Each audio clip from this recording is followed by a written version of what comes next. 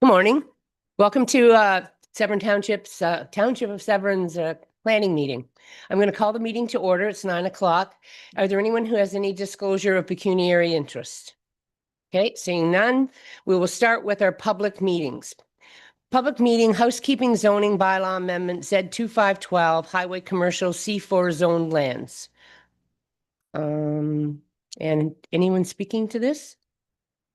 Ms. Mandeville, thank you very much. Good morning, committee, members of the public. So we're here today, if you will recall, a ratepayer came forward last month and asked us to do a housekeeping amendment to include a health services establishment within our C4, the highway commercial zone. So because this was a very simple housekeeping amendment, definitely the easiest one I've ever been involved with, we were able to Read my script. You did forget to read Read the your script. script. Let's do that first. Thank you very much. Sorry, I'm stepping in. Welcome and good morning. Today there are two public meetings in accordance with the Planning Act. I am pleased to advise you that this meeting is being broadcast live. Lovely. On the township's YouTube channel, where recording of this meeting will be available. The purpose of the meetings are to inform and provide the public and Planning Development Committee with an opportunity to ask questions or express views with respect to the proposals. Notice of the first meeting was posted to the township's website and advertised in Earlier Matters. This was above the statutory requirements for notice within the Planning Act process for statutory public meeting for a zoning bylaw amendment. The format of the first public meeting will be as follows. Township staff will generally explain the purpose and effect of the amendment. Next, the public will be permitted to ask questions and express views on the proposal, and then the public portion of the meeting will be closed. And lastly, the members of this committee will be given the opportunity to ask questions for clarification on the proposal and provide comments. Notice of the second meeting was sent by first-class mail to all property owners within 400 feet of the subject property. Signage was also posted on the subject property to provide information about the application. Additionally, the notice was posted to the township's website. This notice process for a statutory public meeting for a zoning bylaw amendment application exceeds the Planning Act requirements. The format of the second public meeting will be as follows. The applicant's agent will generally explain the purpose and effect of the application. Second, the township staff can provide further information and clarify any statements of the applicant or their agent. Next, the public will be permitted to ask questions and express views on the proposal, and then the public portion of the meeting will be closed. And lastly, the members of this committee will be given the opportunity to ask questions for clarification on the proposal and provide comments. At the conclusion of the meetings, the applicant, their agent, and/or township staff will be given the opportunity to respond to the questions and comments received. No decision will be made today at the public meetings on the proposed zoning bylaw amendments. Following this meeting, the information obtained, including the questions and comments submitted by members of the public and the committee, will assist the township to determine next steps. The township is the approval authority for the proposed zoning bylaw amendments, for which this committee may recommend the bylaws to be considered by council or ask that additional information prior to council's consideration. If in the future Township Council decides in favor of the amendments by adopting recommendations from this committee, specified persons who have provided oral or written submissions but disagree with the decisions may be entitled to appeal the decision to the Ontario Land Tribunal, OLT, under the Planning Act. Individuals attending the public meetings in person or by YouTube, Zoom, or telephone may email, call the township's planning department to submit contact information to receive notice of the decision on the amendments. Public meeting for Z2512, housekeeping zoning bylaw amendment. I now call on the township senior planner, Katie Mandeville, to please present the information provided within item C131 of the agenda package and explain the purpose and effect of the amendment. Ms. Mandeville. Thank you, Chair Cox. I don't remember what I said earlier, but we're doing a housekeeping amendment today. Simple. It's very simple one. There's already a definition of a health services establishment, which states an establishment which provides various health or medical services, including but not limited to a chiropractor, optometrist, medical clinic, and or associations or organizations formed to provide medical or health services. So this permitted use is already allowed in multiple zones within the township. So there's already a definition in our bylaw. There's already parking requirements. All we're doing, if anyone here has ever looked at the zoning bylaw, is adding a dot to a chart that says it's permitted in the highway commercial zone. Essentially, we gave notice above the requirements of the Planning Act, and we are just looking for authorization to do that in accordance with the wish that was brought forward last month to Corporate Services Committee. Township staff do believe it meets the applicable policy, both at provincial, county, and township level in terms of the planning documents. We also believe it's a good economic development initiative and a good initiative with our work with the Physician Recruitment Committee.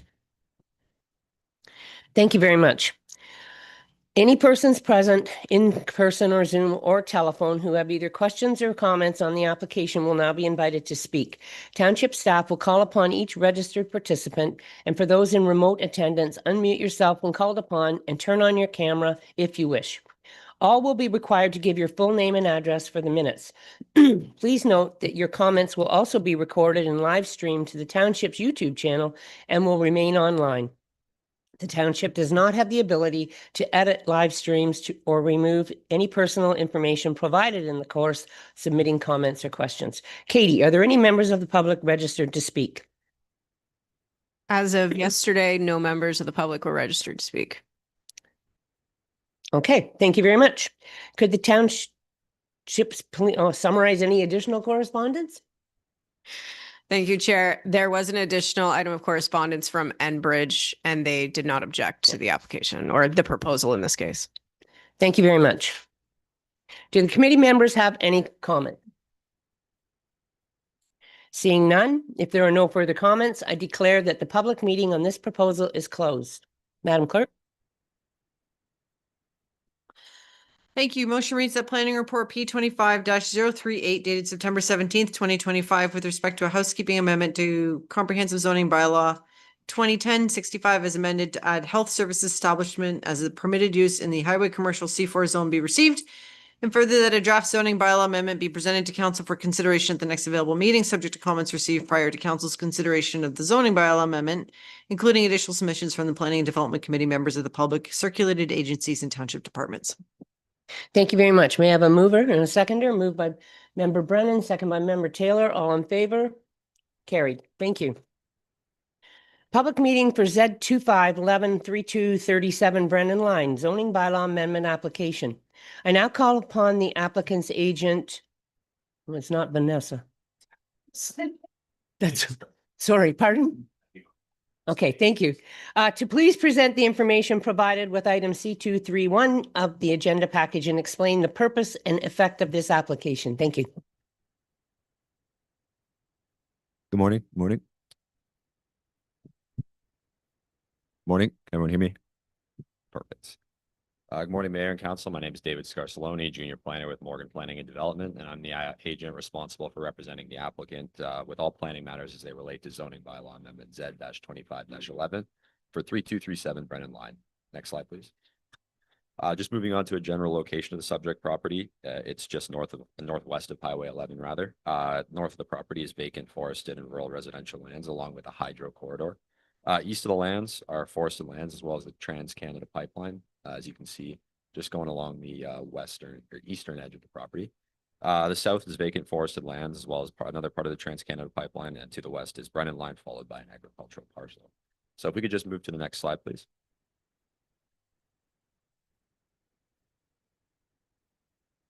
So if we could just move one slide previous, we'll just explain the description with that on. Subject property has an area of approximately 4.16. Oh, sorry, just one slide backwards. No, no worries. Has an area of approximately 4.16 hectares or 41,582.9 square meters and approximate frontage of 165.2 meters on the Brennan Line. It's currently developed with a single detached dwelling and several accessory and agricultural structures, including sheds, lean-tos, and a hay feeder. The rear portion of the property is characterized by dense tree cover, and it's currently serviced by a private well and septic. So we could move on, please. Morgan Planning and Development conducted a site visit to which we took some site photos, as you can see on the slide here. The photo on the left is the front yard view of the existing dwelling, and the photo on the right is the rear view of the existing dwelling, along with the existing septic bed, as you can see with those two green manholes just to the, yeah, just right there. So if we could just move on one more slide, please.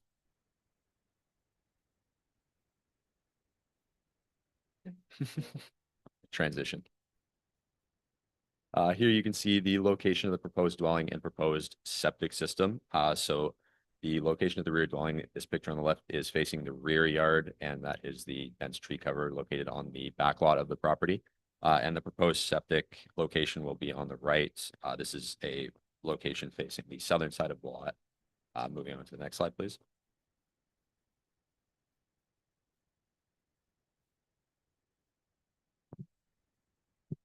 Perfect. Moving on to the purpose of the zoning bylaw amendment application. The application seeks to rezone the lands to a site-specific rural exception zone. The application seeks to permit a second additional residential unit to be located in a detached accessory building, as well as recognize the existing accessory sheds on the property. The proposed RU XX zone would establish the following standards. Notwithstanding 3.1 of the zoning bylaw, a total of 2 ARUs shall be permitted on the subject lands, with 1 additional residential unit located in a detached accessory building located within 50 meters of the principal single detached dwelling on the property. And this proposed structure will have the following site-specific provisions, notwithstanding 325A. A maximum size of 405.5 square meters shall be permitted. This is inclusive of the main floor and the lower level. And notwithstanding 3.1B, the maximum floor area of the proposed ARU structure shall not exceed 47% of the combined floor area of the principal single detached dwelling and detached ARU. And as well, notwithstanding section 327 of the zoning bylaw, a total of 4 accessory structures should be permitted on the subject property. As well, a second septic system and well are proposed to service the new dwelling unit. The ADU will be located in a detached accessory building and will be in the form of a single detached dwelling with the aforementioned size restrictions.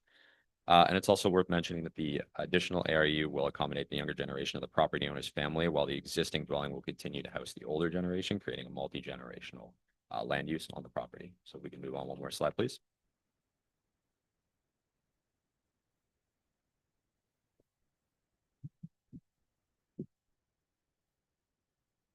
Just moving on to the physical components of the development, the new additional residential unit, as I previously mentioned, will be an ARU in a detached accessory building proposed to be built to the south of the existing dwelling within 50 meters of the principal structure. The accessory building is a bungalow with a walkout basement to the rear and will include 3 bedrooms and 2 bathrooms. The design and siting of the proposed accessory building and ARU are intended to maintain the rural character of the area. And the proposed ARU, once again, will be serviced by a private well and septic. Moving on, next slide to the site plan.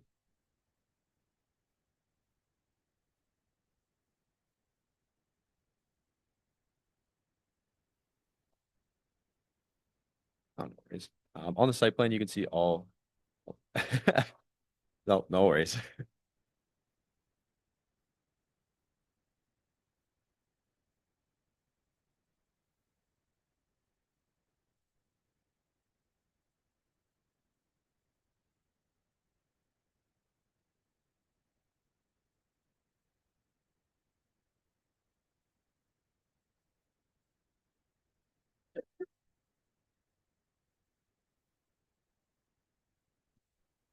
Perfect. So as you can see up on screen is the proposed site plan with all existing and proposed accessory structures. So as I previously mentioned, the zoning bylaw amendment seeks to permit 4 accessory structures. These accessory structures include the garden shed in the top left of the screen, the proposed dwelling / accessory garage unit, which is right in the middle of the screen, and there is a firewood lean-to towards the bottom right of the screen. And the 4th accessory structure will be a future, it's a 4th accessory structure to permit a future detached garage or storage shed. The structures in the top right of the screen are actually considered agricultural structures through correspondence with township staff and are not classed as accessory structures. So the 4 accessory structures are the garden shed, the second dwelling, the firewood lean-to, and a future detached garage. So if we could just move on to the next slide, please. into some elevations. These are the west and east facing elevations of the proposed structure. As you can see, the front yard view will be a single-story bungalow, whereas the east elevation rear yard view will be a rear walkout as the grade lowers towards the rear of the property. Moving on. Next slide, please.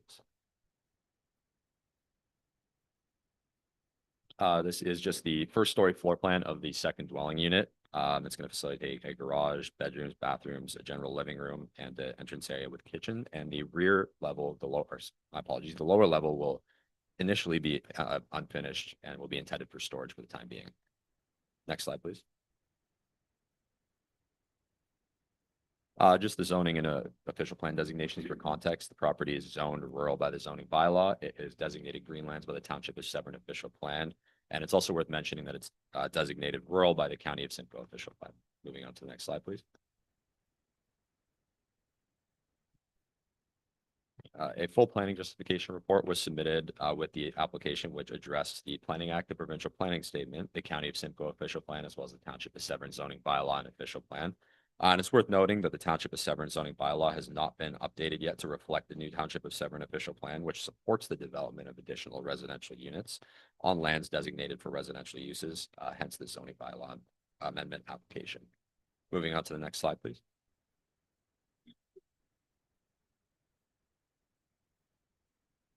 Just to conclude, the application, we believe, conforms to the intents and policies of the Township of Severn official plan, Township of Severn adopted official plan, which is now in effect, the County of Simcoe official plan, provincial planning statement, and the Planning Act. The proposed rezoning, once again, will permit an additional residential unit in the existing or within a accessory dwelling, from that typo. Or apologies. It will permit an additional residential unit within the existing dwelling for the future, as well as an additional dwelling unit within a detached accessory building on the same lot. So a total of 2 ARUs, one of which will be in effect with the construction, and a total of 4 accessory buildings, including the shed, the dwelling unit, the lean-to, and the future garage. A second additional residential unit within the detached accessory building is intended to house the younger generation of the property owner's family. And once again, the proposed development will be compatible with the surrounding land uses and compatible with the rural character of the Brennan line area. We'd also like to note that ARUs assist with developing more affordable housing units and supporting the County of Simcoe's target in its affordable housing and homelessness prevention strategy. And we've read through staff memo P25-036 and note the township staff have no objection to our planning opinion. Thank you for your time, and I would now like to welcome any questions from members of the council, township staff, or members of the public at this time. Thank you very much. Next, I will call upon the township's planner, Brad Oster. Do you have anything further to add to the materials and information presented by the applicant? Thank you, Chair. Mr. Scarsaloni's done a comprehensive review of this application, so I'll be brief. As noted, this ZBA does seek to permit a detached accessory residential unit on the subject lands, accessory to the existing dwelling, together with some site-specific provisions related to its size and the number of accessory buildings permitted on the lands. As noted, ARUs do provide more affordable housing options and help to assist meeting that target of the County of Simcoe's housing and homelessness prevention strategy. This ARU has been proposed and would be required to be located in close proximity to the existing dwelling, also utilizing the existing driveway, therefore limiting any further site alteration on the property. The building division has reviewed this application and has no concerns related to the ability to service this proposed development, and does remind the applicant that building permits will be required prior to starting construction. As noted within the staff report, planning staff have no objection to the professional opinion presented by Morgan Planning and are recommending that the bylaw included as an attachment to the report be forwarded to council for consideration. Thank you. Thank you very much, Mr. Oster. Are there any persons present in person, on Zoom, or telephone who have either questions or comments on the application will now be invited to speak? Township staff will call upon each registered participant. For those in remote attendance, unmute yourself when called upon and turn on your camera if you wish. All will be required to give your full name and address for the minutes. Please note that your comments will also be recorded and live streamed to the Township's YouTube channel and will remain online. The Township does not have the ability to edit the live stream to remove any personal information provided in the course submitting comments or questions. Brad, are there any members of the public registered to speak? Thank you, Chair. As of yesterday morning, there was no one registered to speak. Thank you very much. If there are any members of the public who did not get called and would like to speak, please unmute yourself now, or for those in person, please approach the microphone and give your name and address for the minutes.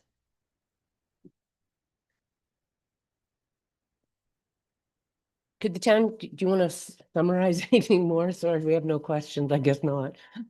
Thank you. Thank you, Chair. There was no additional Yeah, correspondence. thank you very much. Do members of the committee have any comments?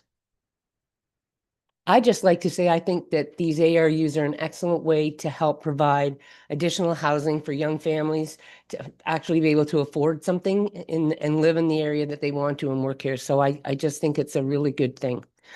Madam Clerk? Thank you. Motion reads that planning report P25-036 dated September 17th, 2025 with respect to zoning bylaw amendment application file number Z2511 for the subject lands located at 3237 Brennan line be received. Further, pursuant to section 3417 of the Planning Act, no further public notice or public meeting be required with respect to the proposed zoning bylaw amendment. And further, that a draft zoning bylaw amendment be presented to council for consideration at the next available meeting, subject to comments received prior to council's consideration of a zoning bylaw amendment, including additional submissions from council, the Planning and Development Committee, members of the public, circulated agencies, and township departments. May I have a mover and a seconder, please? Moved by member McIntyre, second by member Paquette. All in favor? Carried. Thank you very much. Thank you, Chair. and Good Council. luck. Okay, moving on. We have delegations today. We have 3. Please be advised that in accordance with the council's procedural bylaw, no decision will be made on the delegations. The committee will do one of the following. First, the matter be referred to staff for a report, or that the matter be referred to the mayor for consideration during the budget, or take no action. I'd just like to remind everyone that we have 10 minutes for each presentation, and then we can ask questions after that, but that's not included in the 10 minutes. So thank you very much. And first up is Lake Country 2026 budget request. Welcome.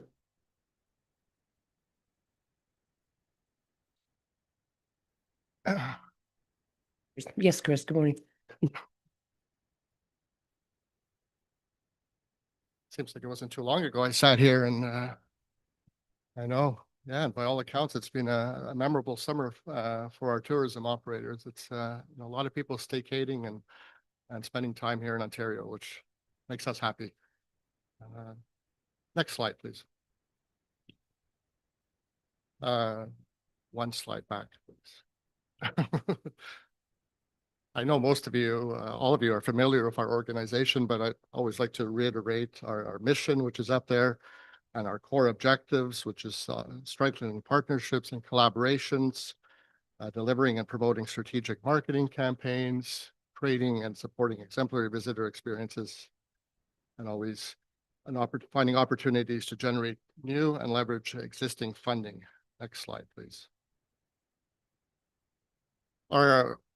Today I'll be, focused on our initiatives which support Severn.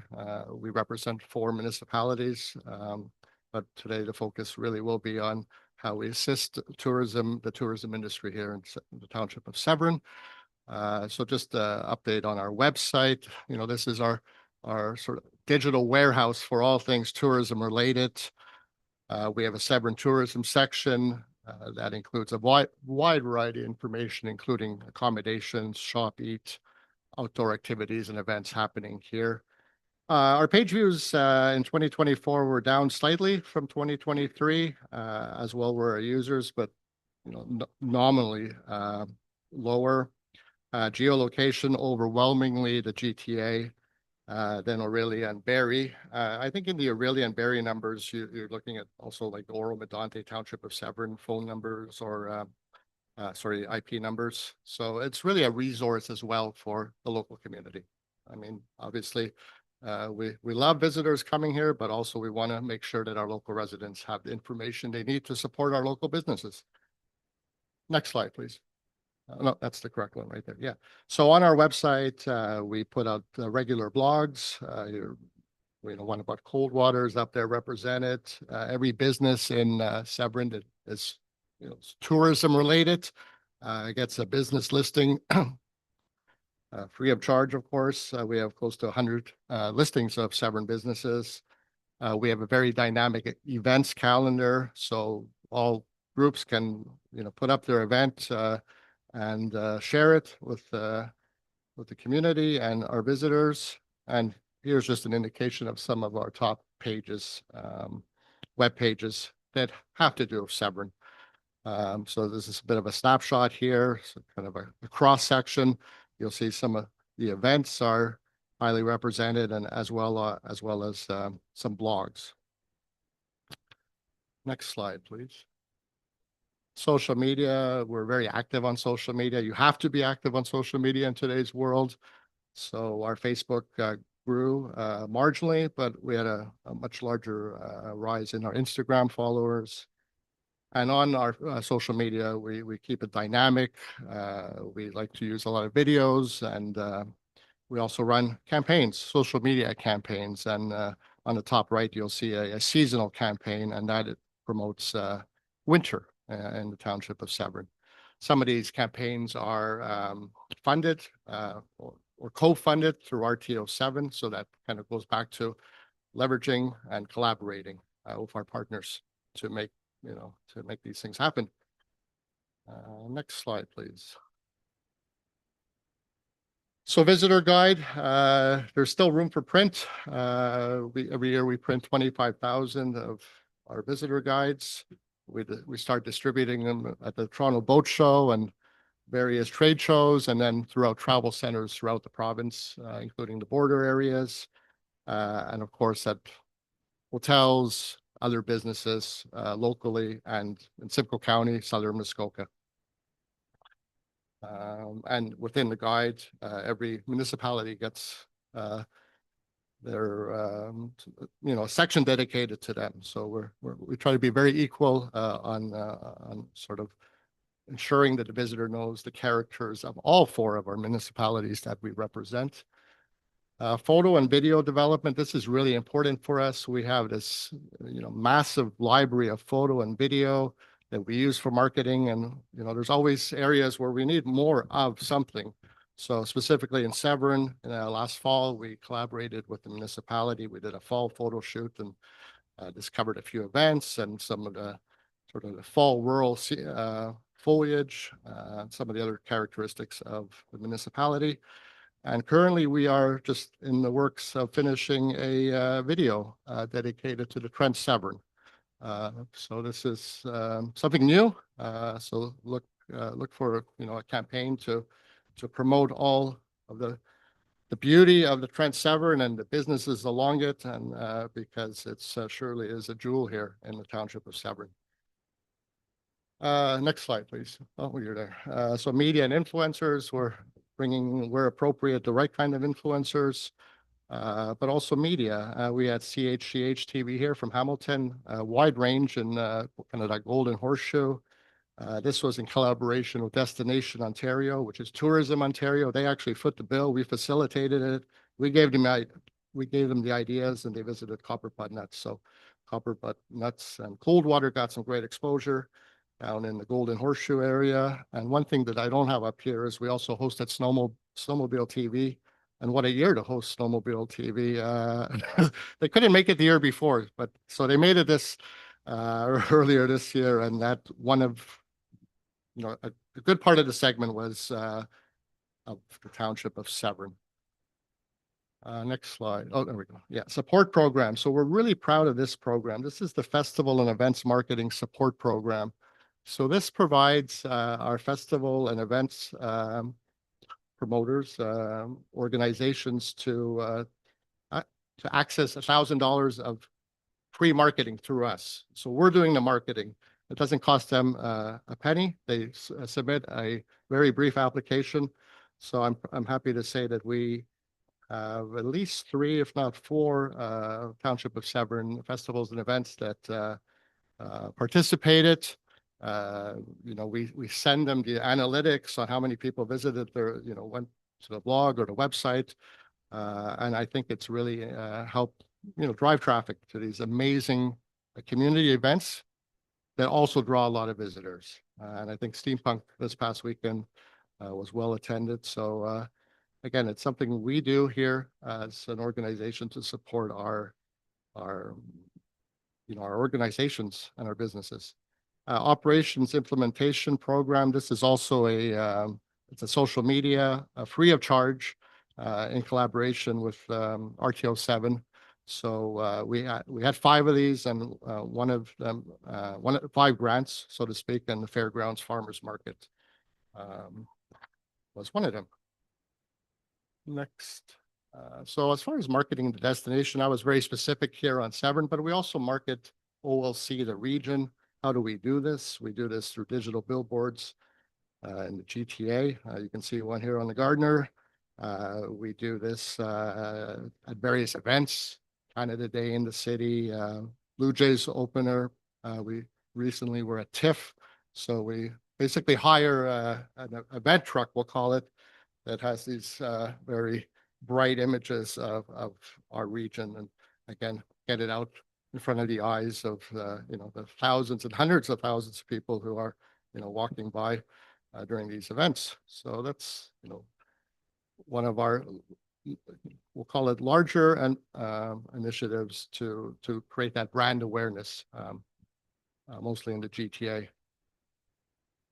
As well, we have an office on Peter Street. So from Monday to Friday, we provide drop-in tourism information. We answer phone calls, we answer emails, and we're often getting calls about hey, what's going on in Township of Severn, where can I park, and where can I eat, where can I stay? And so we provide that personal tourism information as well. Before I close, I just really wanted to acknowledge your staff as well, because we've had great collaboration with them. We're here to support you, and we always require that latest information about what's happening in the township, and that gets fed to us, and then we work collaboratively to ensure that what we're promoting is what you want us to promote. So kudos to your staff. And finally, our request for 2026 is $22,500. And this is the same amount as was requested in 2024 and 2025. So I thank you, and I hope that was 10 minutes. Oh, all right. Think that was what the ding-a-ding was. That means you have a minute. Anyway, thank you so much. And now I'll put it to the committee for questions. Member Burkett. Thank you through Madam Chair. And Chris, thank you very much for all you do. I do sit on your committee, and to your staff, you do an amazing job.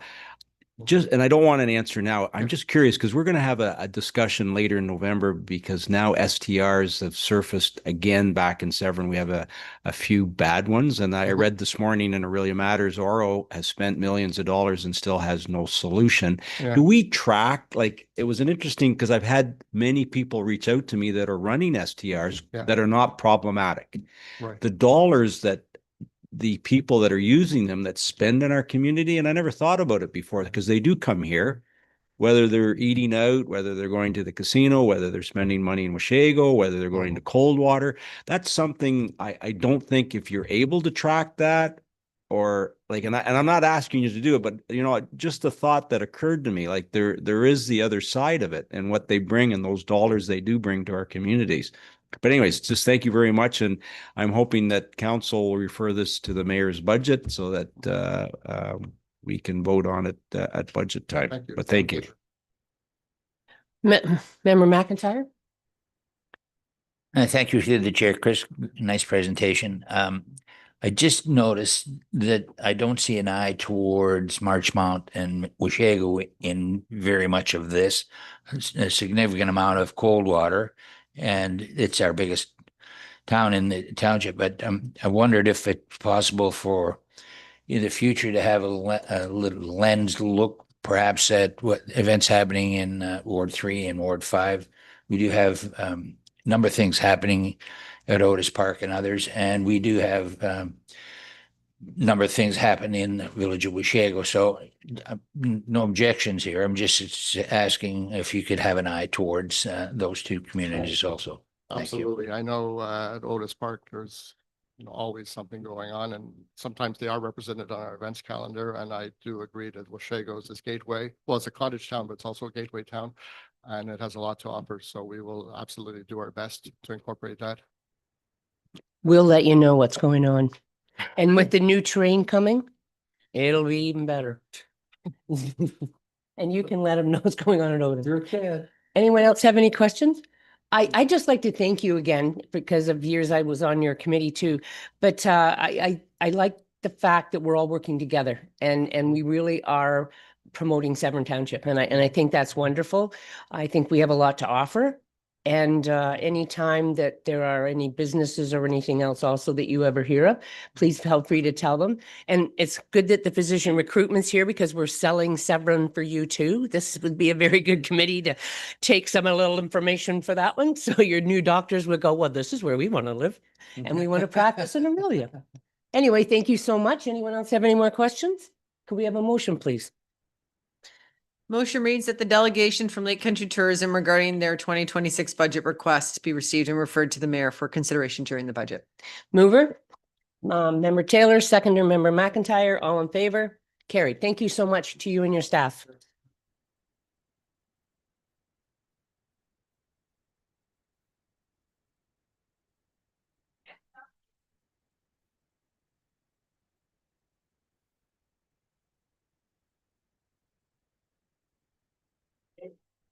Like to say is we have your presentation. So it's possible that there's probably things that you would like to bring forward that are very important that you would like the public also to hear who's ever watching.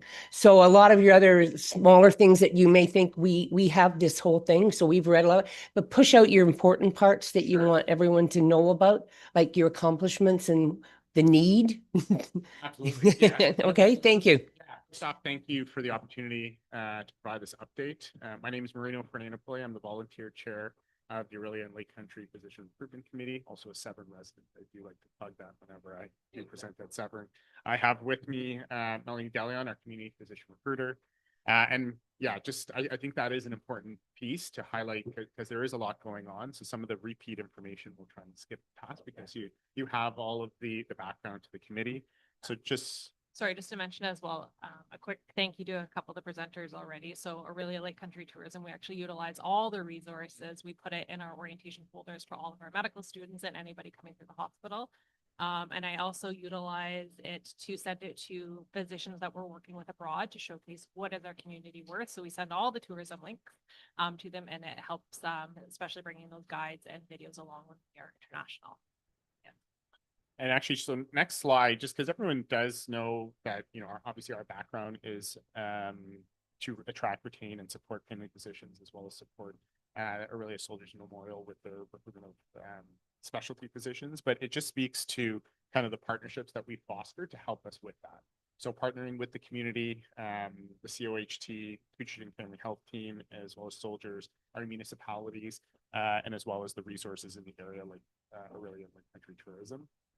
Those are really both monetary funding, but also in-kind support are just as important to help us with the mission. And that mission and that goal, what our strategy is for physician recruitment is promotion of the community so that people, prospective candidates can come to the area to see what it would be like to live and practice here. So without further ado, I'll actually pass it off to Melanie to go through our current state as well as some of the things that, the strategic initiatives that we've been going forward with towards our mission. So current state of primary care within our region right now. So in 2025, we welcomed 6 family doctors. Some of them are providing walk-in service here locally, as well as services at the Lighthouse Shelter, as well as reoccurring locum coverage, which is really important for our physicians to have some reprieve from their current practices.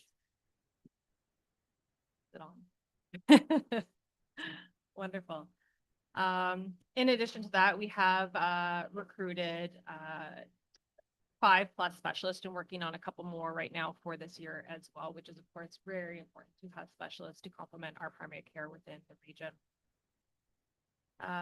Also, we do want to make note we continue to be strained in our emergency department, specifically within our acute hospital care as well as anesthesia as well. So we are continuing to work forward with that.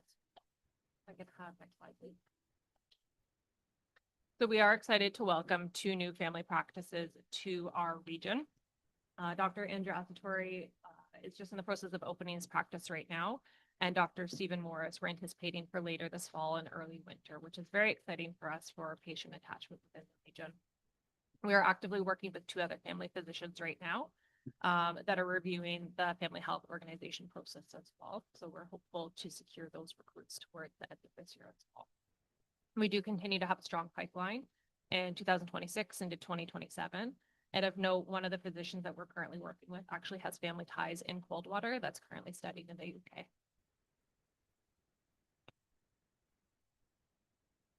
So we wanted to make some notes here just in regards to our Ministry of Health data that we receive. So on a quarterly basis, we receive this patient enrollment data from the ministry. So this chart is from August of 2025. It currently indicates about 28,000 unattached within our region. Of note of that, 17% of the physicians practicing are over the age of 60, and they carry approximately 8,500 patients.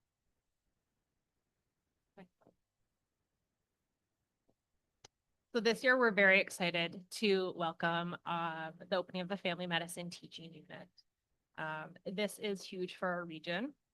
So we have 4 postgraduate year 1 our residents, I should say, and 2 CGY2 family medicine residents. So this is a local investment in the future of our healthcare. So 4 of these PGY1 students, they will be rostering 800 patients within the region. This also assists in building a sustainable pipeline for our future talent as well. And really, it does mark a pivotal movement for our region in regards to expansion of education too. These residents are now here for extended periods of time. So typically residents would be here for 1 year period of time, but now that we've expanded the education program, they're actually going to be here living, working, breathing for 2 years of their program with hopes, of course, they will decide to stay because of course, once they're in the region, they do love it. Of note, I did want to make a note of something really exciting. We did have a 100% retention rate for our 2 residents that recently graduated in July 2025. One of them is providing family medicine obstetrics care on a locum basis within the region, which is very much needed. And then the other is returning in 2026 following their anesthesia fellowship. Next slide, please. So I just wanted to showcase, we are gaining traction, but there are definitely some challenges along with attaching patients.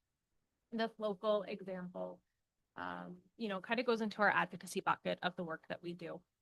This timeline shows some challenges and delays to rostering patients. This physician graduated in February, however, was unable to practice in Ontario until June. So this just shows in regards to the licensing process and delays that they do have along the way. So right now we're at approximately 8 months and counting for this physician to be able to roster patients. Thankfully, they were in June allowed to practice officially in Ontario. In July, they decided they did want to call our region home and wanted to be part of the family health organization. Unfortunately, that application was declined by the ministry due to their co-location rule.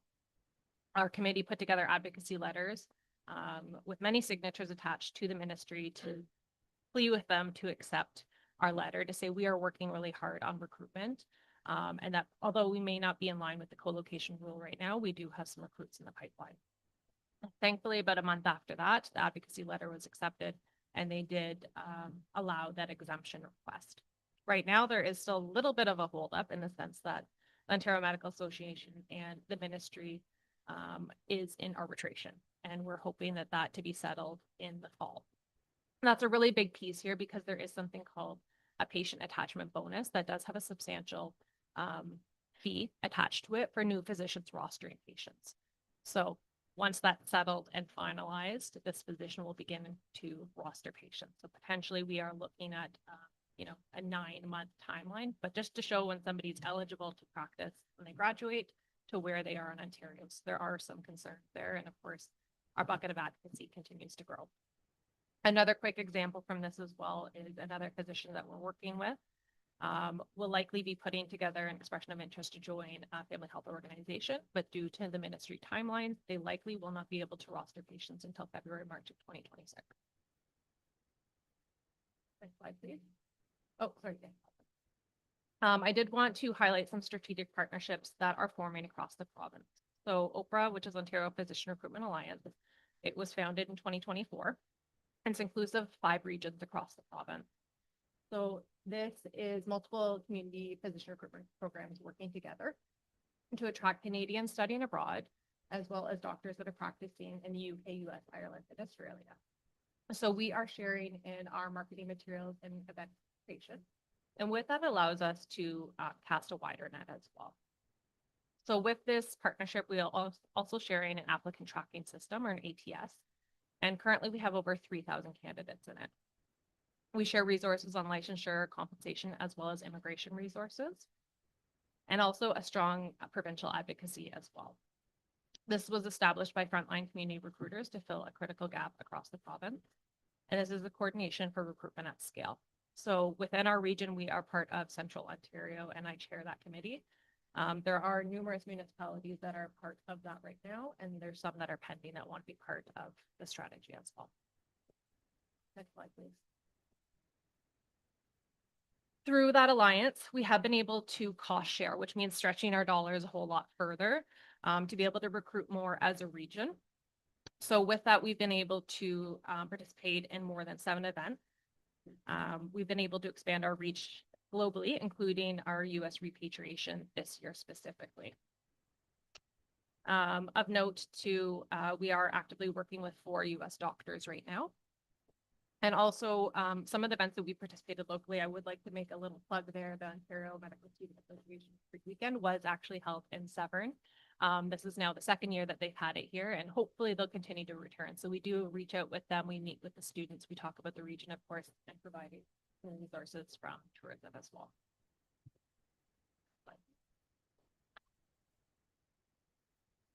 So as I mentioned, we are building traction, but of course there remains many challenges here. We are working to overcome some of these challenges. Specifically for Severn, a couple of years ago, we presented on the Practice Ready Ontario program, which brings in IMG doctors to work within the region over a period of time being supervised. Specifically for Severn, we were unable to participate. We did eventually have to back out because we did have limited physical clinic space as well as securing a supervisor. We are aware, of course, that there was a rezoning request, which of course we did hear as well today. So of course that would absolutely aid in physician recruitment endeavors. We continue to work with Ontario Health as well as our local OHT to seek creative solutions, because we absolutely want to be able to participate in this. Severn is an assigned community that we can participate. The 1 year that we put our hand up to participate, we received 17 applications from physicians. So we know the people are there. We just need to get all the pieces to go into place here. And another thing to note here within Severn, you do qualify for the Northern Rural and Recruitment Incentive, as well as loan forgiveness through the federal government, which could amount to a $140,000 package if we had physical space here potentially to put doctors in. So that would definitely be a huge selling feature for us to be able to provide that. Of note as well in regards to some challenges. So Aurelia tends to be our health hub, but Aurelia does not qualify for a lot of these different programs through the ministry, unfortunately. However, if you throw a rock over to Severn, which is just a minute down the road, you guys do qualify for things. So of note, the Rural Family Medicine Locum Program, that is funding from the ministry to provide travel and accommodations for doctors that want to come up here to provide locum coverage. So because a majority of the physicians are in Aurelia, we do not qualify. So that's where the committee comes in. So if there's any urgent requests that we need to support housing and travel accommodation for, then that's what we'd step in to pay for. And then just of note as well, unfortunately, we are no longer going to be qualified for student loan forgiveness. Aurelia has been removed from that under that loan forgiveness. Next slide, please. Okay, current opportunity. So on the left, building local economy, that's always been a long-standing opportunity that we have here and represent to municipality. I think we can all agree that a healthy community is a happy, good one. But also, physicians, family medicine physicians are business owners, whether they like it or not. And with that, I think there was actually a Rural Ontario Institute study and Deloitte study that found that family physicians contribute between $280,000 to $500,000. Business owners, they're renting their own space, they're on individuals, and they're obviously spend dollars in their local. On the right-hand side, these are just the ongoing opportunities that we do have. Obviously, the large education expansion, the FNTU, local healthcare collaboration, repatriation efforts, as well as gaining more international presence in the U.S. and Ireland to bring our Canadian students that are studying abroad home back to their. Next slide. What does the funding go towards? Obviously, all of the elements are on that slide. Wanting to point out, obviously, our dedicated community recruiter. I think we saw even just with that licensing example that Melanie brought forward, having a point of contact to be able to help the prospective through that process is extremely. Without that, who knows whether we're relying on people to do things on the side of their desk rather than having a dedicated resource. That 1 minute. Okay, perfect. I will highlight our 2026 budget. So just because I don't want to skate over the surplus carryover, I just wanted to reiterate to council that our operational budget, which is largely funds from municipalities, is spent. We do extract every ounce of value from those funds. The carryover is related to a one-time grant funding from the Ontario health team. Just to recognize the challenges that we face with physician recruitment, family medicine recruitment in this day and age, and the crisis that we're in.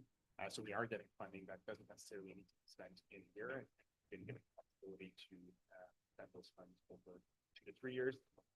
That will go towards administrative support to recruitment efforts that we have to assist Melanie and our community going forward. Next slide. So our request is, our continuing request for support is $2 a resident. So I think I don't believe we have increased the request from previous years. So 7 is around 15,000. So 20 million support for the 26. Thank you very much. Very important. And I don't imagine there's too many people that would mind $2 a resident to be able to have a doctor they can call. Any questions or comments? Member Brennan and then Member Burkett. Yes, thank you. Thank you for your presentation. I'm fortunate enough to be on the committee. Just a couple of things I want to say so that everyone knows this. Right in front of you here are 2 of the most hardest working people I have ever encountered. Their dedication to improving our health is second to none. Those 2 right there, they are the leaders of our team. And our team doesn't just meet, it delivers. And that's thanks to you. I say thank and apologies that I did have it in mind. I'll you out for your active engagement and support.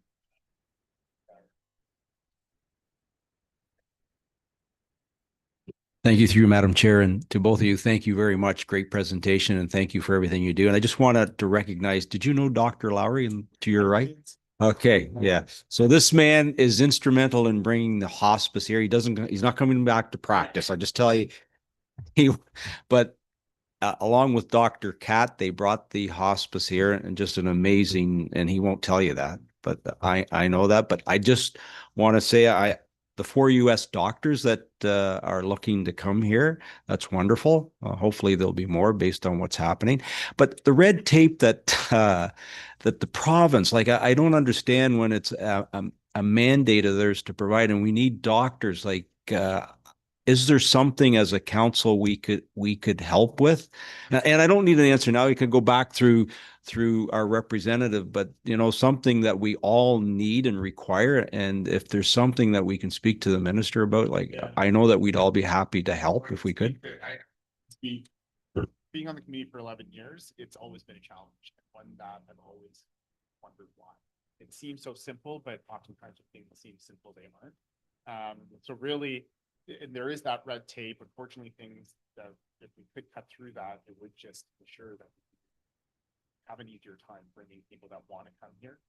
We've gone through countless situations where it's been harder than it needs to be, but I think advocacy is probably the past from the municipalities just continuing to have to advocate to the province to kind of cut the red tape. And we are also doing that as well. And we are getting in front of our members of the provincial parliament and identify them. People want to come here, but sometimes they can't for whatever reason. And Nellie probably has a little more specific examples of that, but even the example. Supplementary, if I may, through Madam Chair, and hosting the group. My colleague here, I couldn't make it this year. He did a wonderful job, but to look at the young people and the amount that are hopefully going to follow their career to be a doctor is amazing. Like, it's just wonderful to see. And I'm looking at the two new doctors, like they look like they're teenagers. Like, my God, either I'm really old, or it's just it's wonderful to see that. But just back there at Bayview Wildwood, the excitement and the setting, that whole setting, and knowing in today's world, doctors want a life. They just don't want to practice, which is nice. And coming to this area, we're blessed to have what we have. So again, just thank you for everything you do. The incentives related to family medicine practice are probably could be improved to encourage more physicians that are general practitioners, to encourage them to practice in office. Okay, thank you very much. I'm just curious, are there not any more office spaces left in Coldwater in that medical building? Okay. Like, maybe there's somebody could, anyway, I just wanted to thank you too. And if there is anything that we can gather with our other Simcoe County partners, have a letter of support or something, because I went to the Midland recruitment meeting, and that new gentleman, I sort of gave him a bunch of things, but he said and you know what, it's really nice to hear you're all working together, because like I said to them, if a doctor comes to Midland, that still helps, because people don't mind driving to Midland even from Aurelia, because some of them are going to Mississauga. So, Drives why we are partners. So we recognize, like people that live in Oro, they come to Severn, they come to Aurelia, Barrie, wherever they happen to go. So it makes more sense as we share in these things. We partner together to recruit as a region, and we are happy to land them anywhere in our region. It is a win. Wonderful. So thank you very much. Have a great day, and we really appreciate all the hard work you do. Thank you. Okay, I have a motion. So the motion reads that the delegation from Aurelia and Lake Country Physician Recruitment regarding their 2026 budget request be received and referred to the mayor for consideration during the budget. Moved by Member Brennan, second by Member Burkett. All in favor? Carried. Thank you so much. And now we come to, last but not least, the Mariposa Hospice with Dr. Lowry and Ted Markle. And then when you hear the ding, because I won't cut you off, I can't do that. So just, she'll put up her volume. Thank you.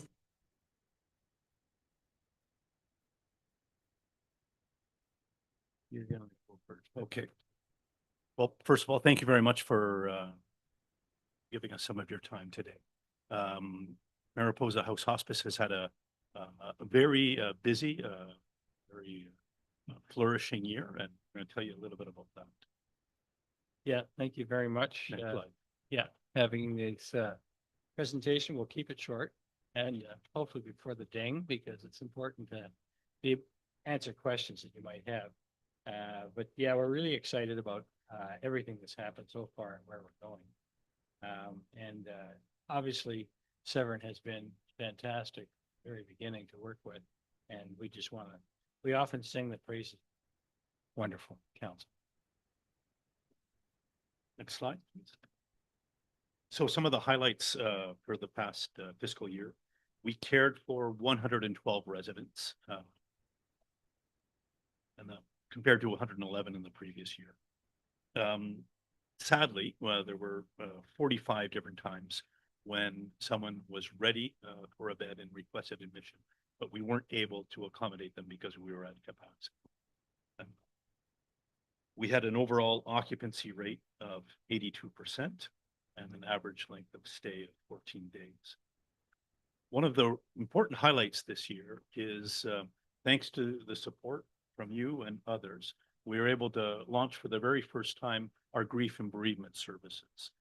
We hired a full-time social worker, and this person not only accompanies families and residents, they also spend some of their time supporting the staff. Our staff are the most authentically compassionate people you could ever imagine.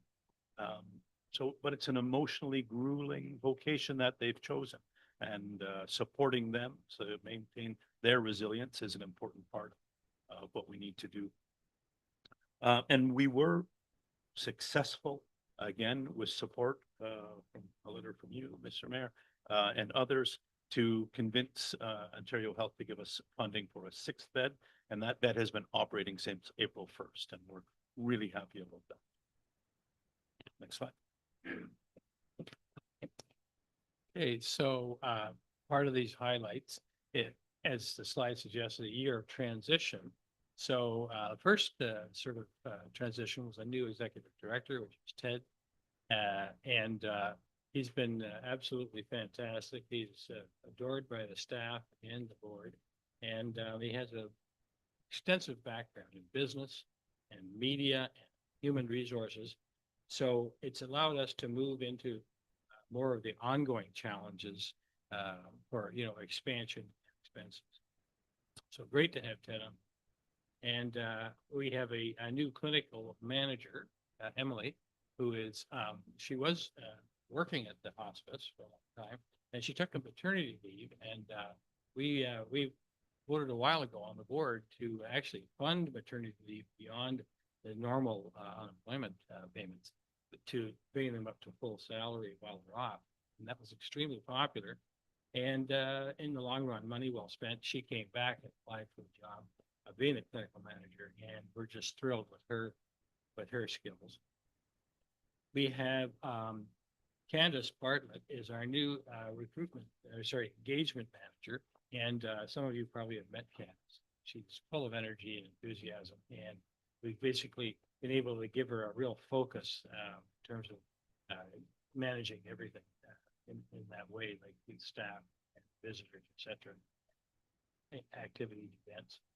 So that's Candace Bartlett. And fortunately, she was able to hand over the finance, reporting, and IT stuff to John Oatway. And John has an accounting background.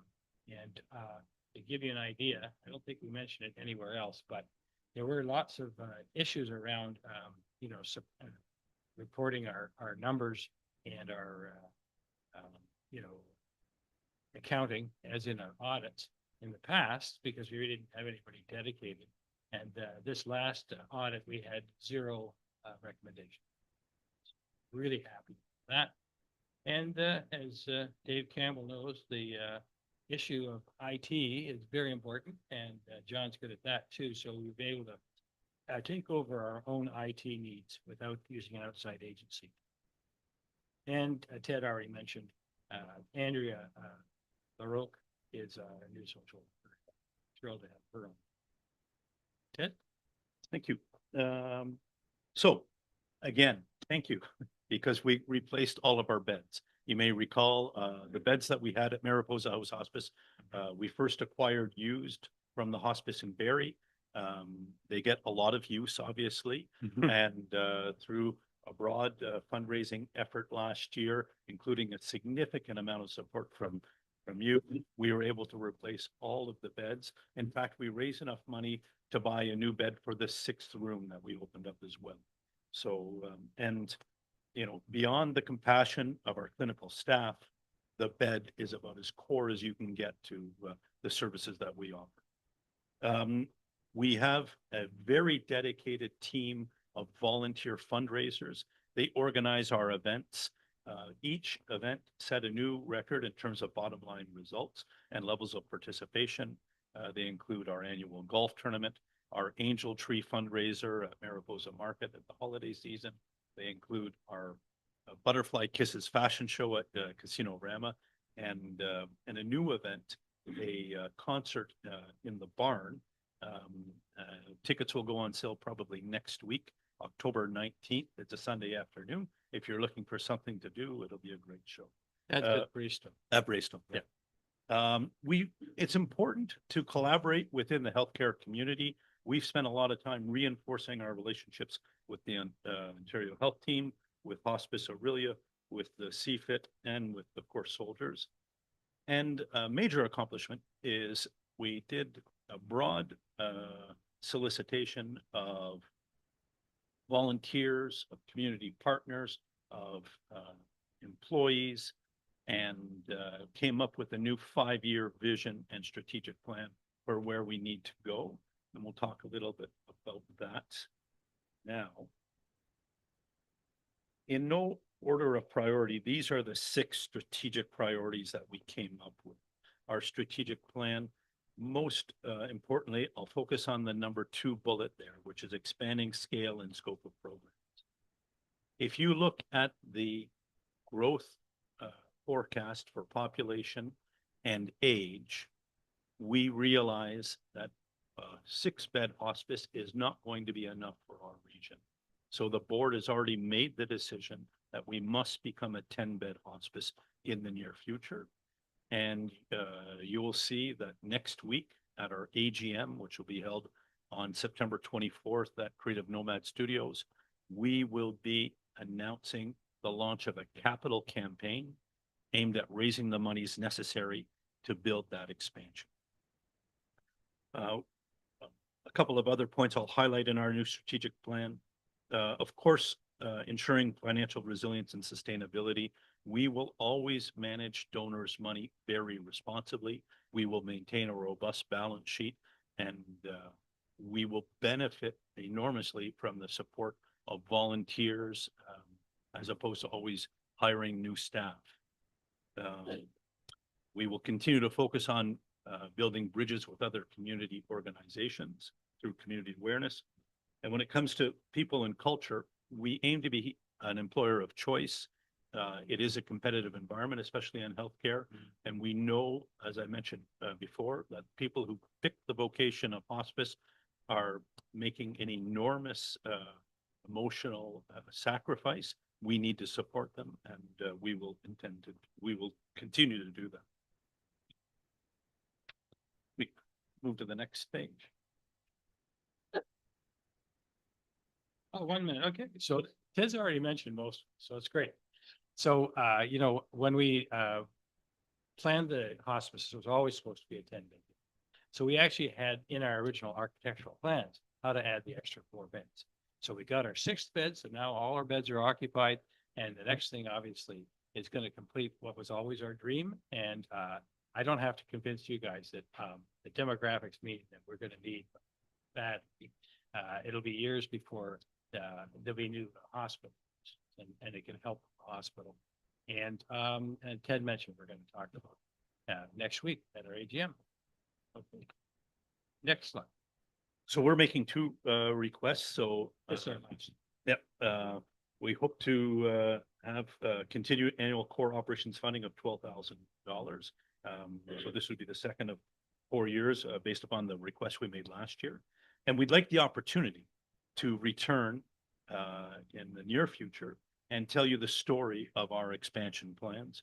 We're very proud residents of Severn. We're proud to be an employer in Severn. We're proud to make a difference in many people's lives here in Severn, and we're very grateful to have your support. Great. So that's the formal presentation. I guess we'd like to have any questions. Okay, thank you very much. And the committee, Member Burkett, Member Taylor. Thank you through Go Madam ahead. Chair. Member Mac- Thank you to both of you for all you do. And I forget where I read it. I don't know if I heard it yesterday in the news, the explosion of seniors, that the wave that's coming. So forward thinking on your part, that this is great. And yes, thank you for everything you do. 45 residents being turned down who were fully qualified, met all our criteria. That's like, if you only have 111 residents served in a year, that's like half. And that's now. So imagine, Your Honor, what it'll be like in we hope to have our expansion completed in 3 years. So imagine the demand will be still outstripping, but it'll be a lot better. So. Yeah, a few of us were there for the shovel groundbreaking for the hospice, and to see where you've come from and where you've been, I just say congratulations. Thank you. Member McIntyre. There we go. Thank you. A couple of questions. When you move to 10, I mean, it's tough enough to get doctors and medical people, where are you going to get the staff to fill the need in the hospice? That's my first question. So I would say a couple of things. One is we're very proud that we have almost no voluntary turnover. When people will come and work, first of all, you can't fake compassion for more than 24 hours.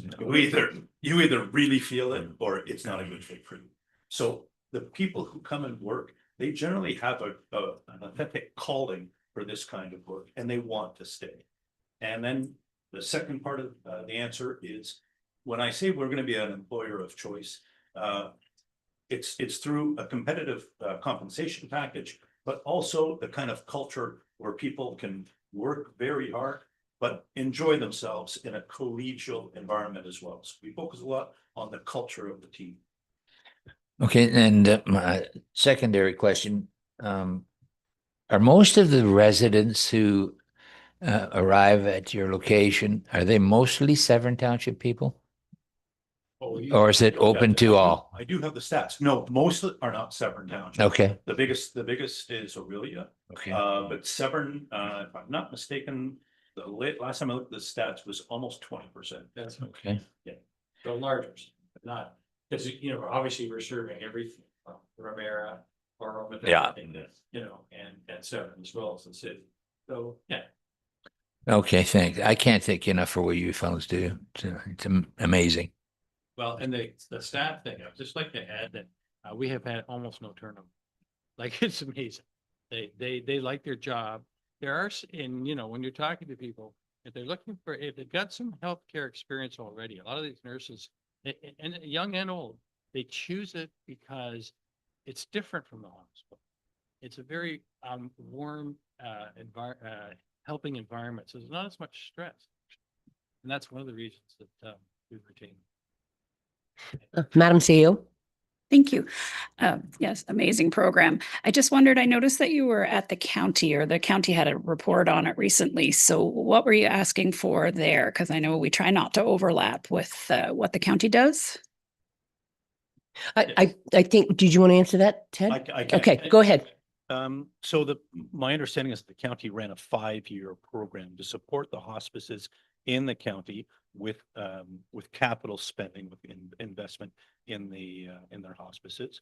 We recently had a conference call with Jane Sinclair, talking about the possibility of a renewal of that program. But I would say these are early days in those discussions. Yeah, and the hospice, I think, has a committee, and the county will help with capital projects, and the group of hospices will decide who gets the capital project for that year. So I think that's how it works. And I think next year is the year we look at if we're going to expand for another 5 years, right? That's Yeah. what I understood. Yes. Yeah, okay.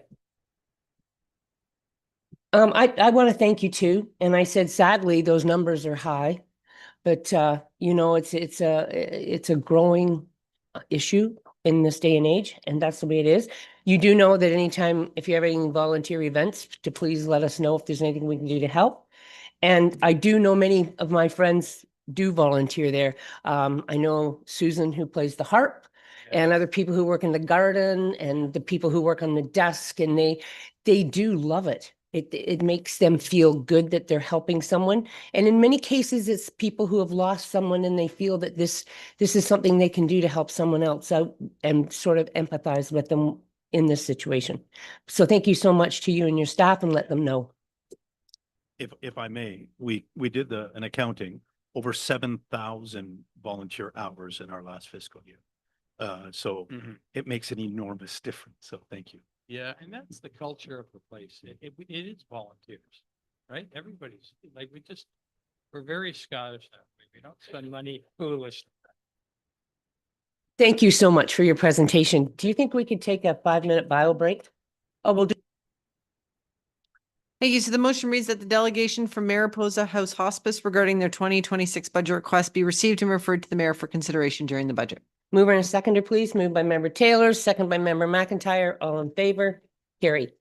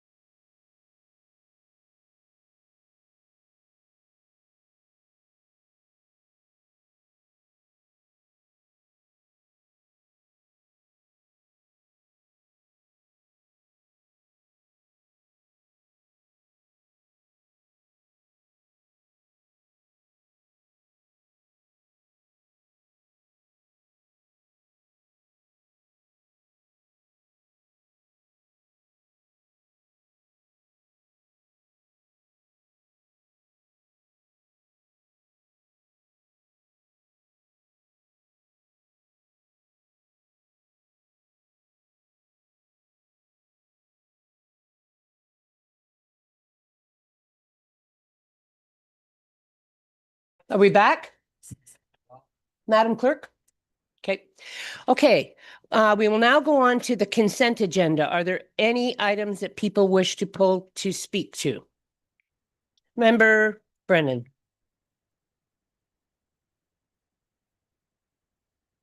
Yes, I would like to pull item E24, please, Bill 5, and item E25, Bill 17. Are there any other items anyone would like to pull? Okay, I would like to pull E 2.1, Coldwater BIA request for use of community parking lot. Thank you. So the rest of the items will be received as information and letters will be sent. Thank you. Thank you. So the motion to adopt the agenda then reads that the agenda be adopted, including consent items, with the exception of items number E 2.1, E 2.4, and E 2.5. May I have a mover and a seconder, please? Moved by member McIntyre, second by member Taylor. All in favor? Carried.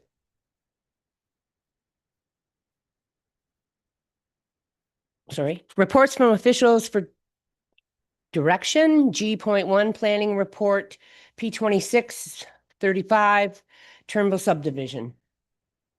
And it will be, sorry, Emily. Thank you. Good morning, Madam Chair.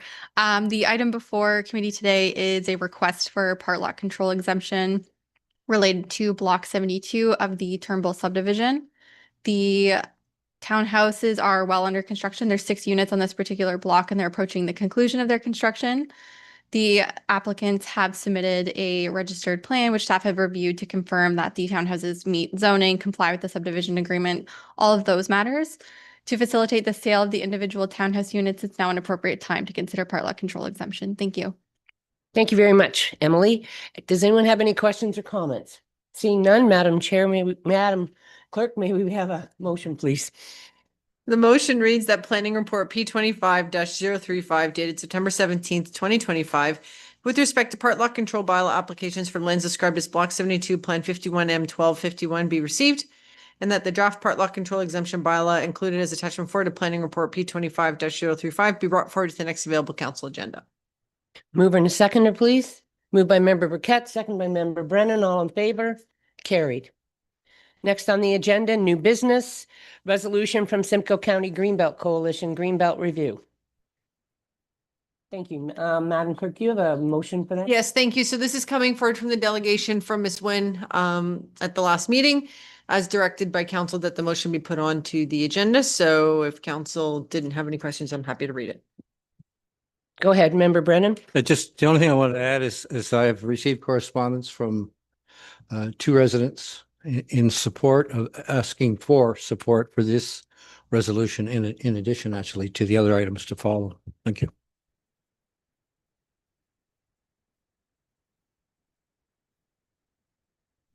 Thank you. Motion reads as follows, and bear with me, it's a bit of a long one.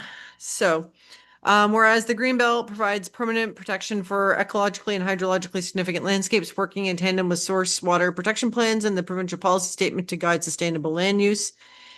And whereas the Greenbelt plan is designed as an agriculture forward land use framework intended to permanently protect prime farmland, reduce speculative pressure, and support Ontario's food security and rural economies. And whereas municipalities face increasing pressure from growth and aggregate extraction and climate-related risks and require strong enforceable tools to protect water, farmland, and natural heritage for future generations. Whereas this council supports initiating dialogue with the province, Indigenous nations, and community stakeholders to explore opportunities for expanding Greenbelt boundaries and strengthening its policies in alignment with local planning goals and environmental needs. And whereas the 2015 Coordinated Land Use Planning Review recommended expansion of the Greenbelt into key hydrological areas such as moraines and headwater systems to further safeguard ecological health. Whereas the Greenbelt Act 2005 requires a review of the Greenbelt plan at least every 10 years, and the next mandatory review must begin in 2025, presenting a timely opportunity for municipalities to shape the future of protected lands and policies in Ontario. Now therefore be it resolved that council supports the exploration of opportunities to expand and strengthen Greenbelt protections. Council calls on the province of Ontario to collaborate with municipalities, Indigenous nations, and stakeholders in identifying and protecting additional lands of ecological, agricultural, and hydrological significance, And a copy of this resolution be forwarded to the Minister of Municipal Affairs and Housing, the Minister of the Environment, the Conservation and Parks, local MPPs, the Association of Municipalities of Ontario, and other relevant stakeholders. Mover and a seconder, please. Moved by member Brennan, second by member McIntyre. All in favor? Carried. Okay, we will go back now to correspondence. Madam Clerk. Believe the first one was the Coldwater BA request for use of the community. Yes, I brought that forward because I think we need to speak to it. Reparking on the night of the Witches Walk and other additional parts of the events that are happening. And I would refer it to Director Belfry. Thank you. Thank you. If I could ask the clerk to pull up a picture for me.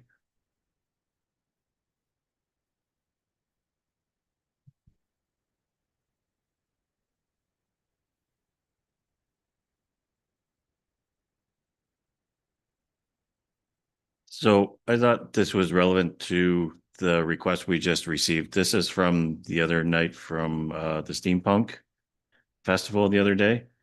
The BIA's asked for Witches Walk to use our parking lot.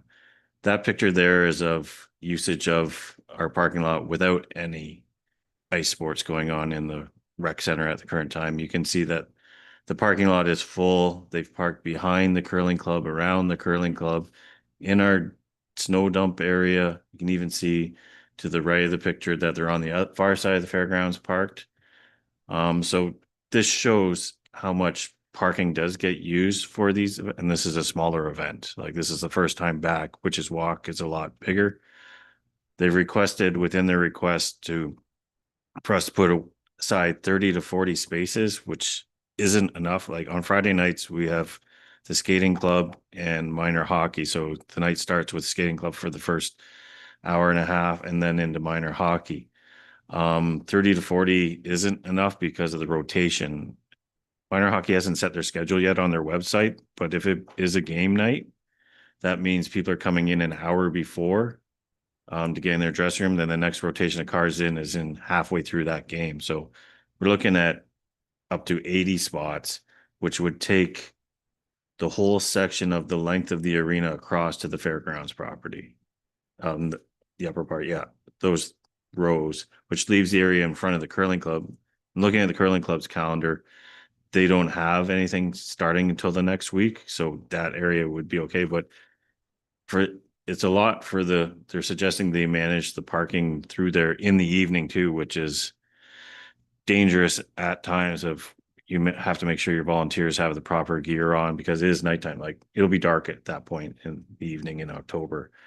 So we can have conversations with them on what they're looking for, but we can't guarantee that we can give them everything they're looking for. Like, just looking at that shows you how much parking is when there's no ice. So when ice is in, there's even less parking, and we can't expect the people that are using the arena to lug their hockey equipment from the back of the parking lot. They need to be up to the front.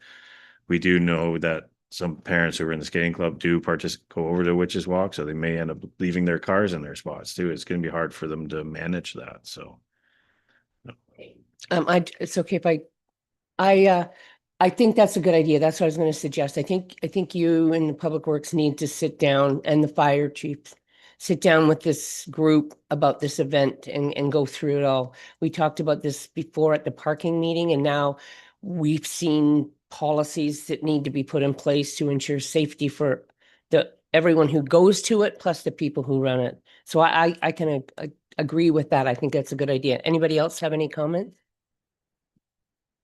Go ahead. Through the chair to Craig. You talked about the danger in the darkness there. Is there any way we could put a light of some kind there to maybe make it a little less dangerous?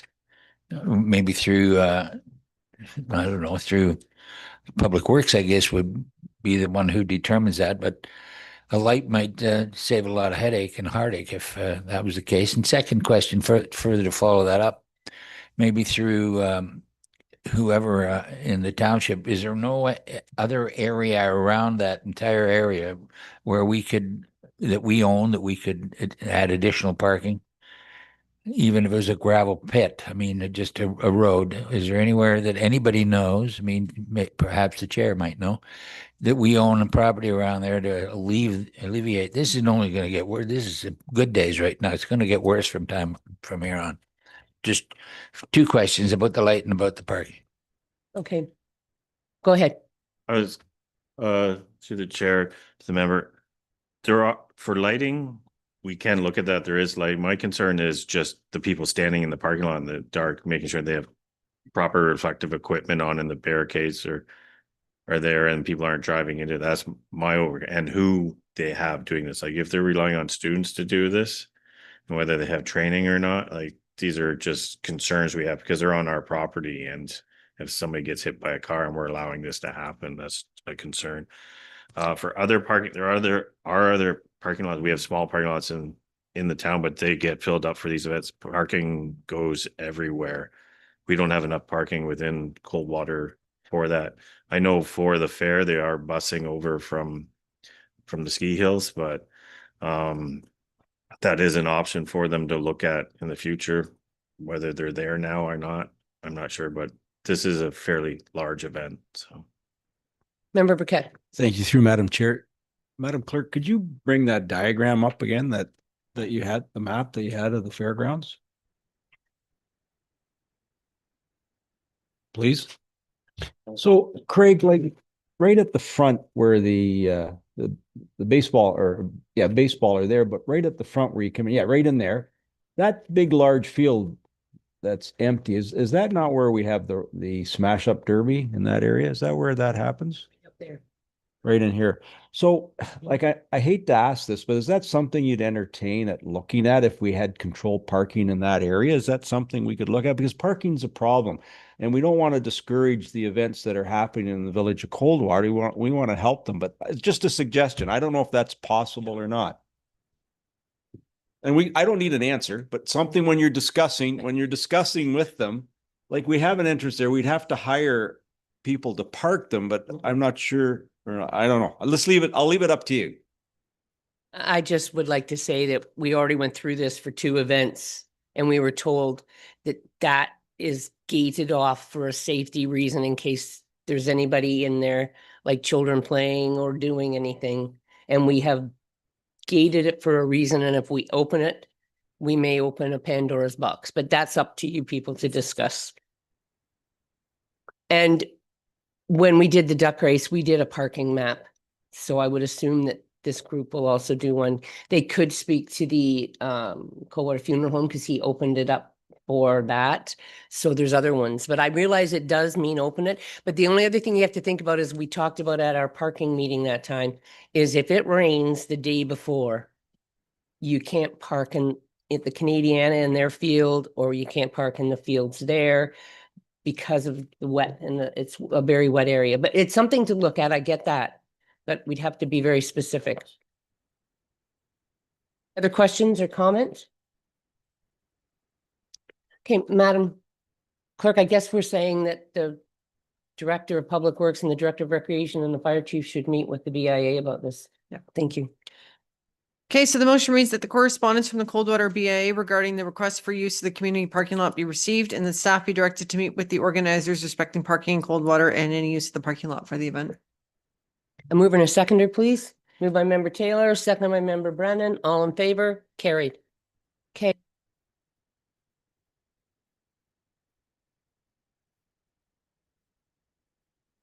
Member Brennan? Yes, thank you. I don't think I need to speak to this at any great length. For this particular bill, some of you may recall, this was rushed through in 49 days back in June. And worrying about Trump is all and well, but there are serious concerns. I've took some time and reviewed the Canadian Environmental Lawyer Association's submissions, and also environmental defense reviews on these things, and the concerns are quite significant. In no small part, we have coming up soon. We'll be meeting with our local Indigenous leader, and there's a huge concern by our First Nations around this, as well as our loss, basically, of any kind of ability to collaborate on things like economic zones, ensure environmental protections. The loss of endangered species legislation is just a huge, it sets back Ontario more than 30 years. So, you know, what they're asking, what Aurora is asking, and after that, Fort Erie, and I'm sure others, is this just needs to be reconsidered. You can go fast and go wrong. And we need to get these things right. These are long-term impacts, and I'm asking for this committee to support this the provisions of this particular resolution. Well, any other comments from anyone? Madam Clerk. Thank you. Motion that the Council for the Township of Severn supports the resolution and correspondence from the town of Aurora regarding Bill 5, Protect Ontario by Unleashing Our Economy Act 2025. Mover and a seconder, moved by Councillor Brennan, seconded by Councillor Taylor. All in favor? Carried. 2.5, Bill 17.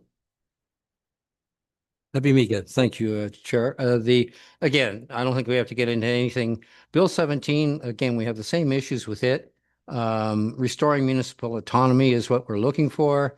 You know, incorporating clear affordable housing requirements within new developments is something that would really help. AMO is pushing that as well. Enhancing transparency, public engagement, and accountability. If ever there was a time to strengthen our democracy, in my view, it's now. And this type of legislation, it goes the opposite way. So again, seeking support from the members of this council for this resolution. Thank you. Madam Clerk. Thank you. Motion reads that the Council of the Township of Severn supports the resolution and correspondence from the town of Aurora regarding Bill 17, Protect Ontario by Building Faster and Smarter Act 2025. Moved by Councillor McIntyre, seconded by Councillor Brennan. All in favor? Carried. I think we're finished. Thank you. Motion, thank you.